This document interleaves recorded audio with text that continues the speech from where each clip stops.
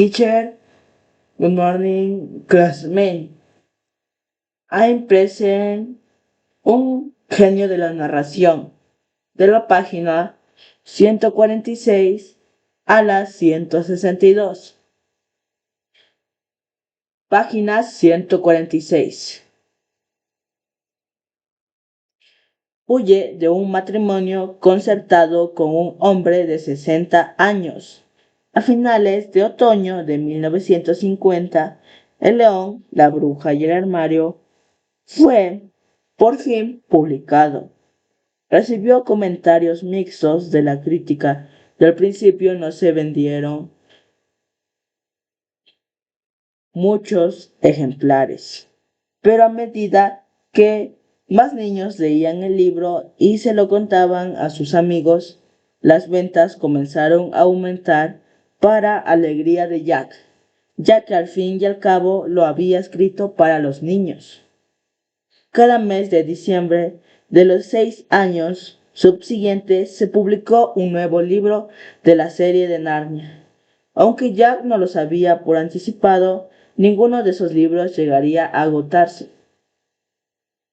Aunque el año nuevo de 1951 debía haber sido un tiempo feliz para Jack después de la reciente publicación de León, la bruja y el armario y de ver concluidos otros 4 libros de la serie, resultó ser una de las épocas más tristes de su vida.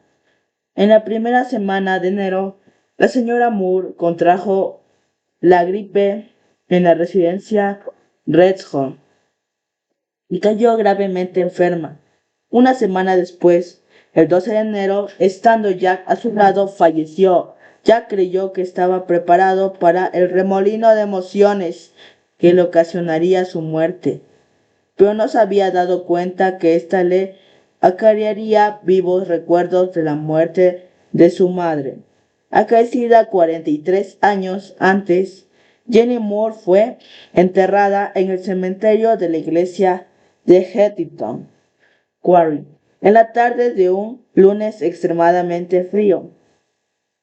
Warren contrajo la misma cepa de virus gripal que había causado la muerte de la señora Moore y no pudo asistir al entierro, aunque escribió en su diario sobre su fallecimiento. Página 147. Y así termina la misteriosa esclavitud autoimpuesta en la que Jack ha vivido por al menos 30 años. Resulta ocioso, pero no deja de ser fascinante pensar en lo que podría haber sido su vida si no hubiera tenido la mala y aplastante suerte de encontrarse con ella. Cuando uno piensa en lo que ha conseguido, incluso sometido a tan inmensa desventaja, creo que no vi nunca trabajar a Jack más de media hora seguida sin oír la exclamación "Bow Boys", apodo cariñoso con que le llamaba Jack. Ya voy, querida. Y allí quedaba la pluma.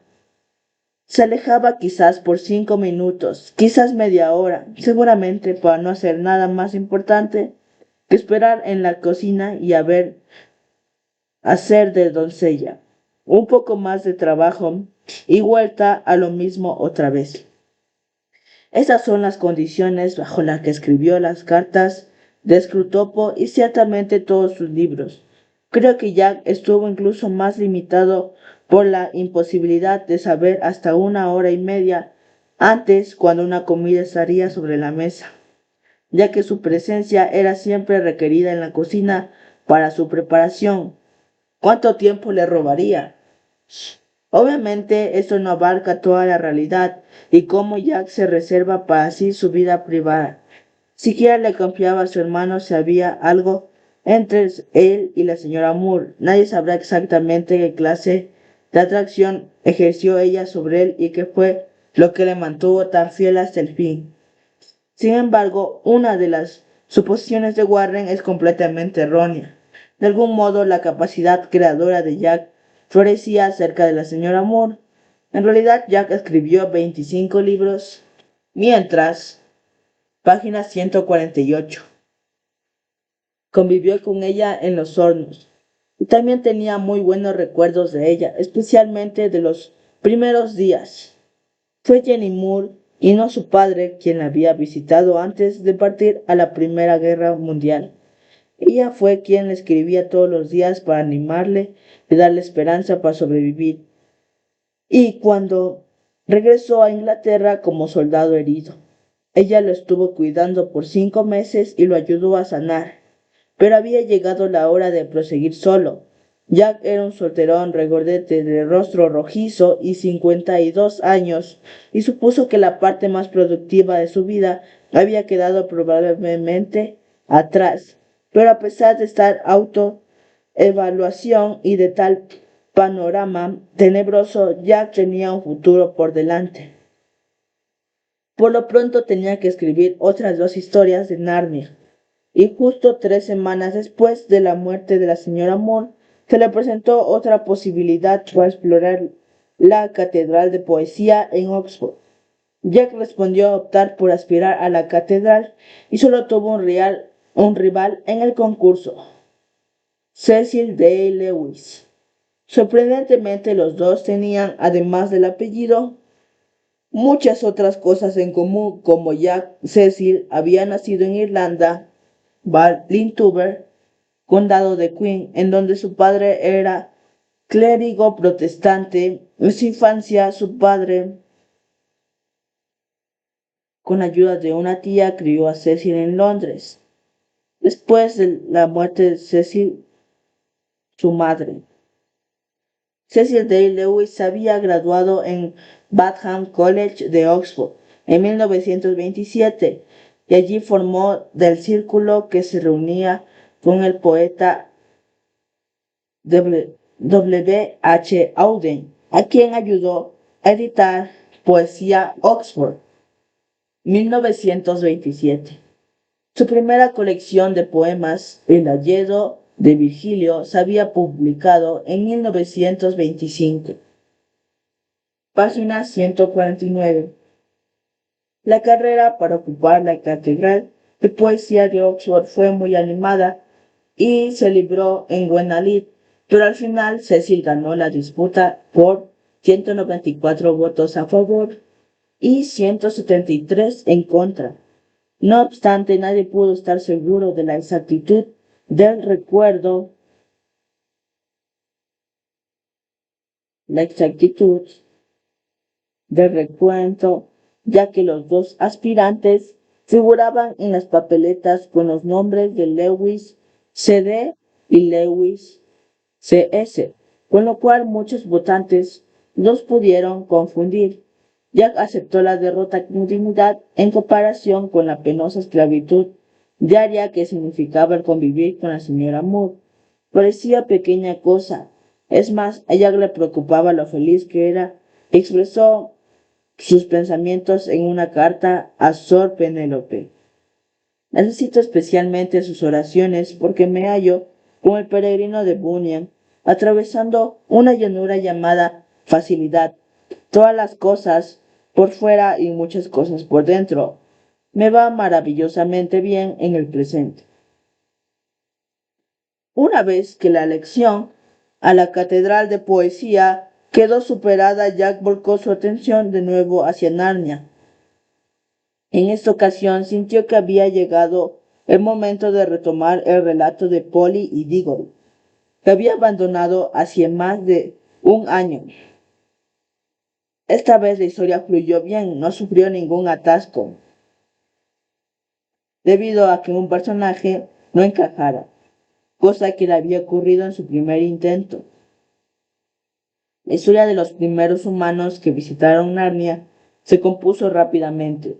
El primer párrafo del relato decía así: esta es una historia que trata lo que sucedió hace mucho tiempo, cuando vuestro abuelo era niño. Es una historia muy importante, porque, página 150, muestra cómo comenzaron las ideas y venidas entre nuestro mundo y el país de Narnia. Los principales personajes humanos del relato son Polly Plummer, Diggory Kirk y el tío de Diggory, Andrew Ketterby, mago aficionado. Polly y Diggory son vecinos de casas adosadas en Londres, que descubren un túnel en el desván que conecta sus casas. En el túnel descubren una habitación a la que Andrew lleva a cabo sus experimentos mágicos secretos. Andrew ha elaborado 2 anillos a partir de polvo de Atlantis.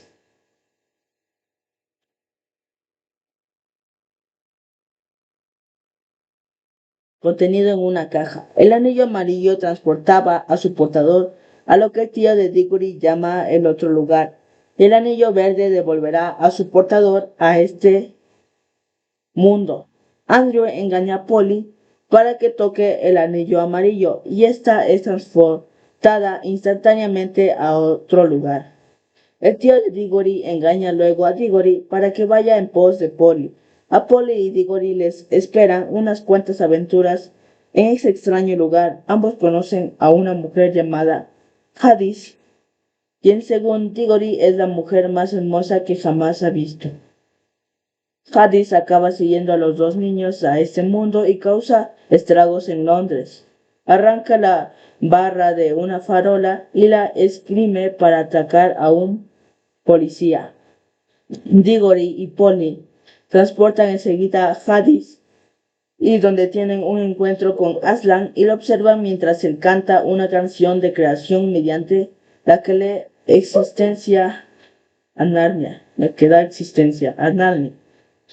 Jack revela a sus lectores que en Narnia Hadis se convertirá en la bruja blanca de León, la bruja y el armario, y que en la barra de farola crecerá hasta convertirse en el poste, en el límite de Narnia, que sirve, página 157, como guía y señal para que los niños Pevensey hallen el fondo del armario.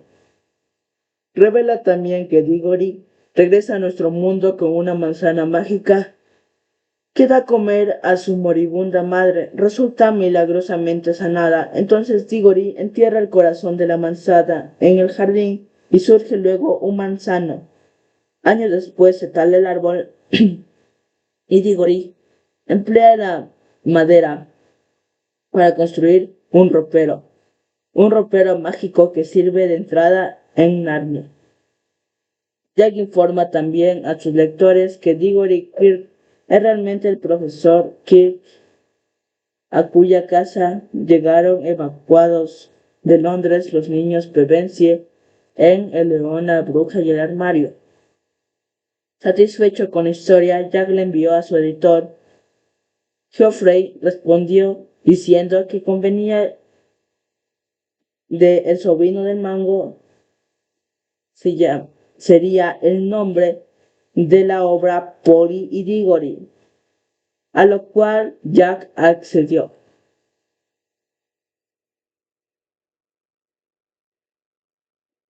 Había llegado el momento para Jack y tituló concentrarse su atención en el último libro de la serie, al que se tituló La noche cae sobre Narnia, y puso manos a la obra. Concibió escrupulosamente un conjunto de circunstancias que condujeran a una última y definitiva batalla en Narnia.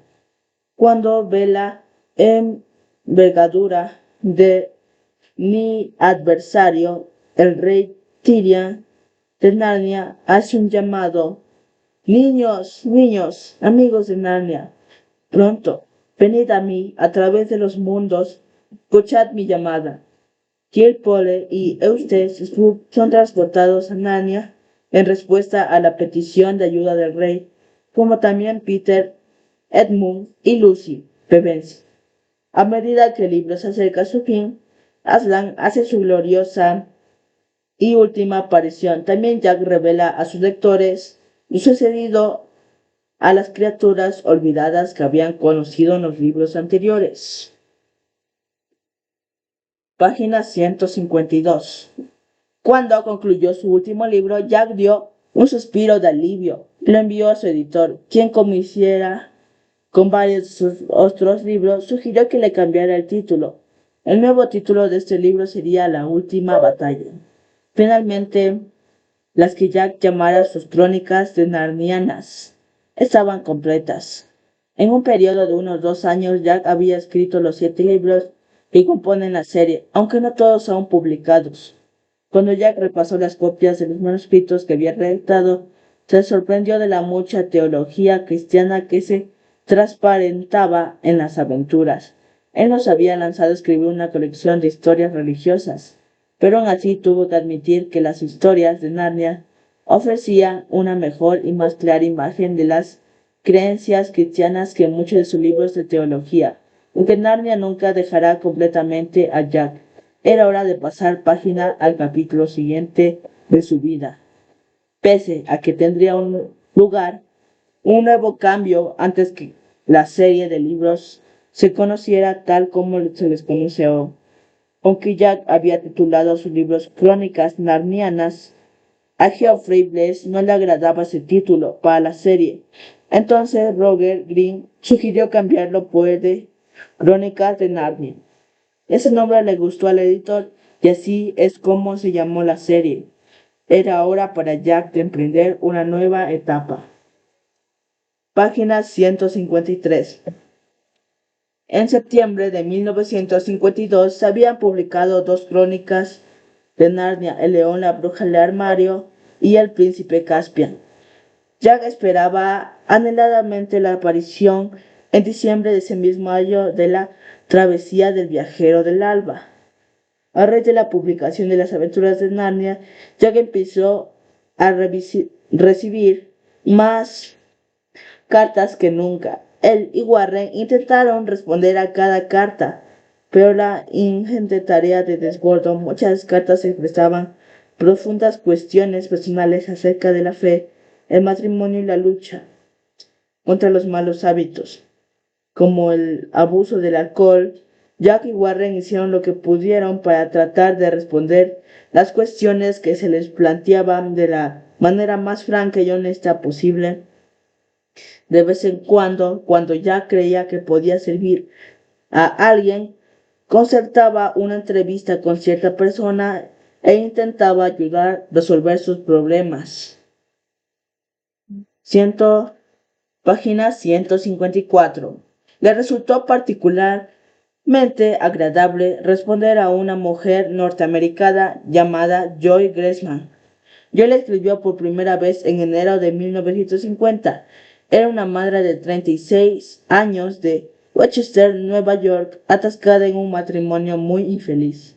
Había nacido en un hogar judío, no prácticamente, y se hizo atea y después comunista. Luego, cuando su matrimonio comenzó a deshacerse, acudió a Jesucristo. En un principio su marido se había interesado también en el cristianismo e incluso la pareja había escrito artículos para revistas cristianas. Pero el interés por la religión del marido de Joy se fue extinguiendo, mientras que él de ella se fortalecía. La fe de Joy fue lo que le impulsó a escribir a Jack. A él se le impresionaron las inteligentes preguntas que Joy planteaba y la manera tenaz en la que ella había perseguido su propia carrera literaria. Joy era licenciada por la Universidad de Columbia, había ganado un premio de poesía y por ese tiempo se hallaba escribiendo un libro acerca de los 10 mandamientos, aunque Jack disfrutaba de su animada correspondencia con ella. Se llevó una gran sorpresa cuando ella le anunció que dejaba los Estados Unidos y se disponía a viajar a Inglaterra para una larga visita.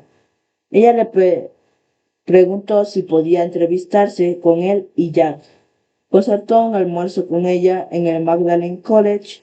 No obstante, antes que Joy llegara a Oxford, Jack disfrutó con su amigo Robert Greene una de las espléndidas vacaciones visitando castillos en ruinas en el norte de Gales. Juntos tramaron un plan para divertirse un poco. Reservaron habitaciones independientes en el Berkeley Arms de Beaumont, página 155. En Anglesey llegaron a la posada por separado, se instalaron sus habitaciones, simulando que ninguno de los dos conocía al otro. Más tarde, en el comedor, ambos montaron todo un espectáculo aparentando un encuentro casual y entablando una animada conversación. Al día siguiente, Jack y Roger visitaron las ruinas de un castillo cercano que les causaron gran impresión. Los dos hombres se sentaron en lo alto de la vieja torre del castillo y comenzaron a unir juntos la trama de otra historia. Pretendieron ser los únicos supervivientes de un cataclismo universal que descubrían a un grupo de niños que también había sobrevivido. Juntos decidieron fundar una nueva civilización. Mientras maquinaban el argumento, Jack y Roger prestaron estrecha atención a importantes datos de religión, literatura, historia, ciencia y conocimientos generales que recordaran para transmitírselos a los niños que serían fundadores y preservadores de la nueva civilización. Era un ejército creativo e intelectual que pareció estimular a los dos amigos que seguían pensando en qué conocimiento transmitir cuando visitaron al día siguiente el castillo de Cornwall. Jack llegó a Oxford refrescado y fortalecido de su vacación con Roger. A su regreso le esperaban en casa dos cartas interesantes. Una contenía una copia a estrenar de La travesía del viajero del alba, tercer libro de la serie Crónicas de Narnia. La otra era una carta de Joy Cresman. Joy había llegado a Londres y esperaba poder entrevistarse pronto con él. Página 156. Los nervios de Jack fueron en aumento en tanto se preparaba para un encuentro con la mujer con quien había mantenido correspondencia personal por 2 años. Por fin llegó el día del encuentro. Joy tomó un tren de Londres a Oxford, ciudad en la que había reservado alojamiento en el Hotel Stanley, justo enfrente de Magdalen College, en donde Jack y Warren la invitaron a comer. Joy era una mujer atractiva de estatura media, con pelo oscuro y acentuados rasgos. Era vivaz, el tipo de intelectual americana intensamente indiscreta que Jack se había imaginado. Resonaba las historias que contaba con un peculiar argot y parecía no tener ni idea de lo que era un inglés conversacional, correcto en un grupo mixto. Warren y otros se sorprendieron por su manera de hablar, pero a Jack le pareció una forma de lenguaje fresco y directo. Pasó buena parte del almuerzo riendo de las chocantes observaciones que ella hacía sobre la cultura inglesa. Cuando Joy volvió a Londres, Jack le echó de menos, de modo que le invitó a los hornos a pasar las Navidades. Al parecer la visita sería breve, pero acabó alargándose 2 semanas. Durante ese tiempo, los dos salieron a dar largos paseos por el campo y visitaron algunos de los lugares favoritos de Jack. Este leyó el manuscrito que Joy estaba preparando y le dio algunos consejos para inyectarle más fuerzas, mientras que Joy, a su vez, leyó parte de la obra. No publicaba ella. Durante la Navidad que pasaron juntos, Joy confió a Jack toda la extensión de sus problemas maritales. Su marido Bill Glessman era un bien conocido novelista en los Estados Unidos. Su primera novela, La pesadilla del callejón, había sido llevada al cine. página 157.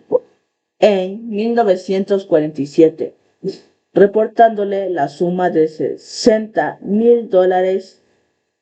Sin embargo, se había gastado el dinero en alcohol, mala vida y hasta tuvo problemas con los del pago de impuestos. Afortunadamente, la prima de Joy, Renee Pierce, había accedido a viajar de Florida a Nueva York para quedarse con Bill y los 2 niños mientras ella viajaba a Inglaterra. El último día que pasó en los hornos, Joy recibió una carta de su marido. Al leerla se turbó. René y yo estamos enamorados y lo hemos estado desde mediados de agosto, decía Bill Gresham. Luego le pedía el divorcio, definiendo el acuerdo a largo plazo que él preferiría.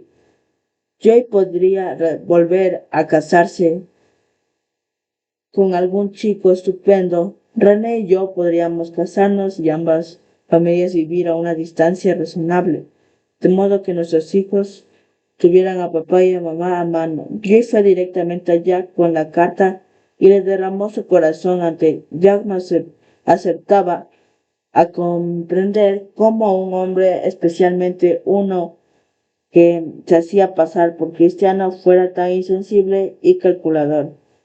Joy manifestó que intentaría hacer todo lo posible por arreglar la situación a su regreso a los Estados Unidos.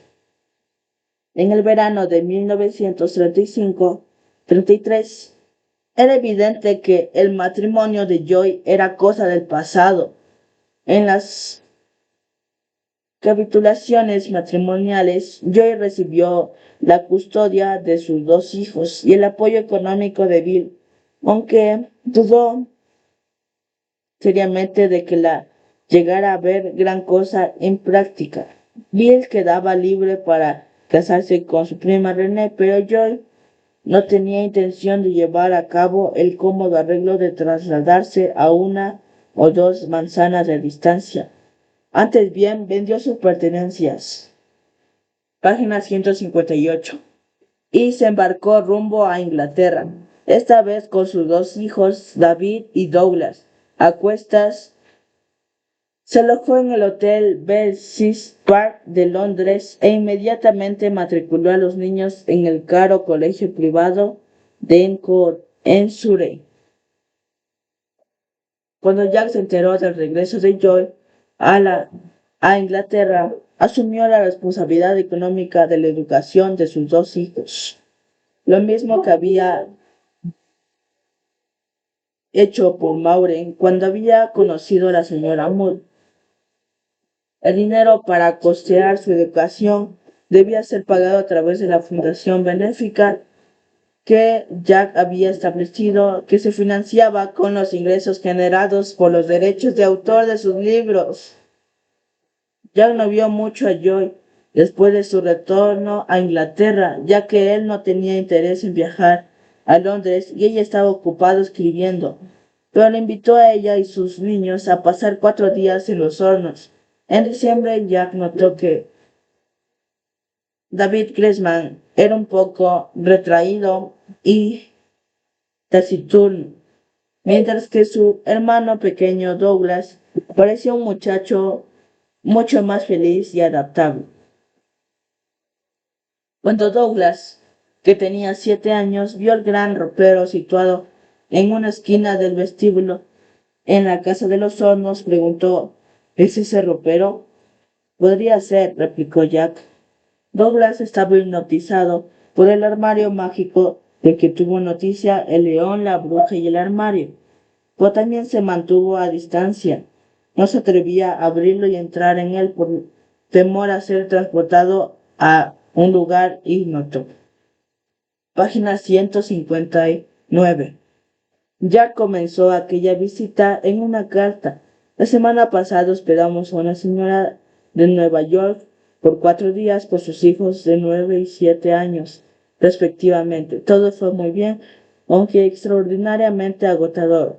La energía del niño moderno americano es asombrosa. Para esta pareja, hacer una caminata de 7 kilómetros por un campo escarpado no es más que un incidente en un día cargado de actividades incesante.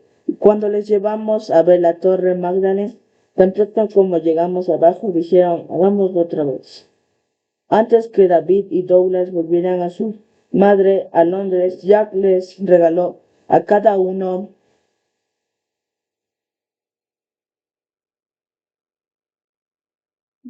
les regaló a cada uno una copia mecanografiada de El caballo y el muchacho y les dijo que les iba a dedicar la edición del libro.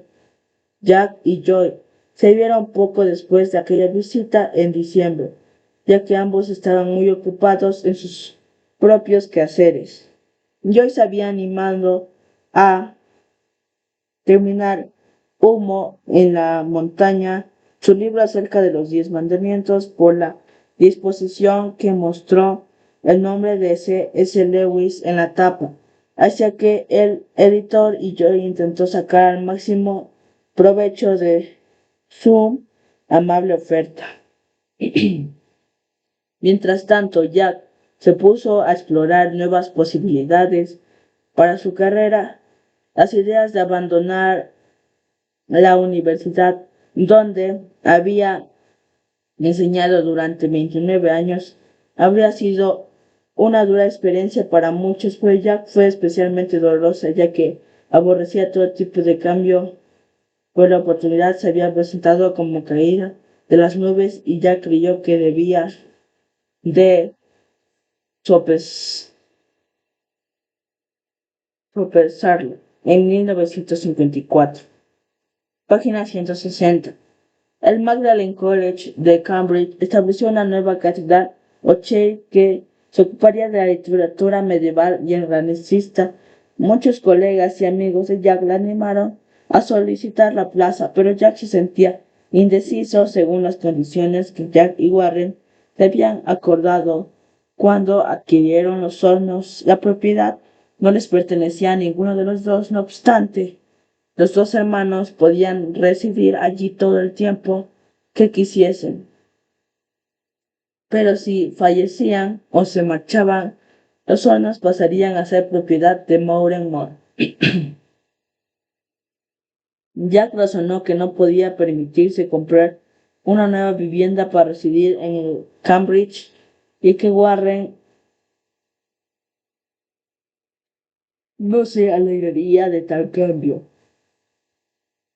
El único requisito de esperanza que le quedaba para que Warren se las arreglara sin él es que éste había conseguido un éxito modesto en su propia carrera literaria. A Warren siempre le había fascinado las historias francesas y había escrito un libro titulado El siglo espléndido, algunos aspectos de la vida francesa. En el reinado de Luis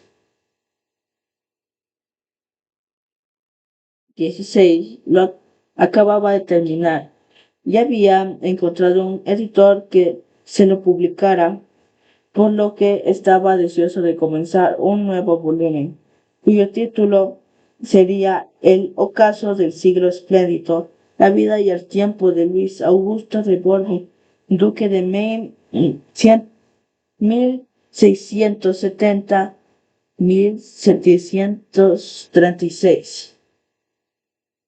Sin embargo, al considerar sus opciones, Jack se dio cuenta que había quemado muchos puentes en el Magdalen College de Oxford y que como consecuencia de ello nunca lograría allí una promoción. Buena parte del problema giraba en torno a su prominente posición como escritor cristiano. Muchos de sus colegas sentían que había rebajado el tono del departamento de inglés de Magdalen College al escribir para la gente común y más escandalosa aún. Página 162. Para niños, esto y el cansancio de Jack tras las interminables tutorías a estudiantes universitarios le habían hecho blanco de muchas y veladas quejas. Finalmente Jack resolvió que estaba mejor equipado para ser profesor en Cambridge, aunque aborrecía la idea de tener que trasladar todos sus libros, hacer nuevos amigos y adaptarse a otra nueva normativa universitaria.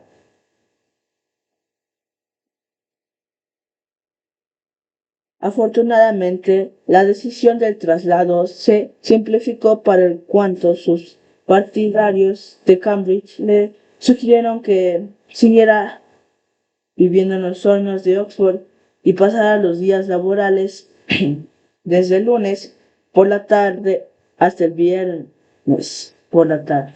En Cambridge, Jack supuso que podía sobrevivir con este acuerdo, con lo cual presentó su renuncia en el Magdalen College de Oxford y aceptó el nuevo puesto en el Magdalen College de Cambridge. La ceremonia de presentación de Jack a su nueva cátedra se celebró antes de su traslado oficial a sus aposentos en el colegio. Fue una de las ceremonias más memorables de su vida. El evento tuvo lugar el 29 de noviembre de 1954 con motivo de su 56º cumpleaños. Cuando llegó al auditorio para ofrecer su conferencia inaugural, la sala estaba completamente abarrotada. Tanta gente se había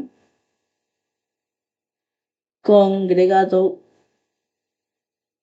que el grupo de amigos, colegas y antiguos alumnos de Oxford se habían viajado a Cambridge para el evento.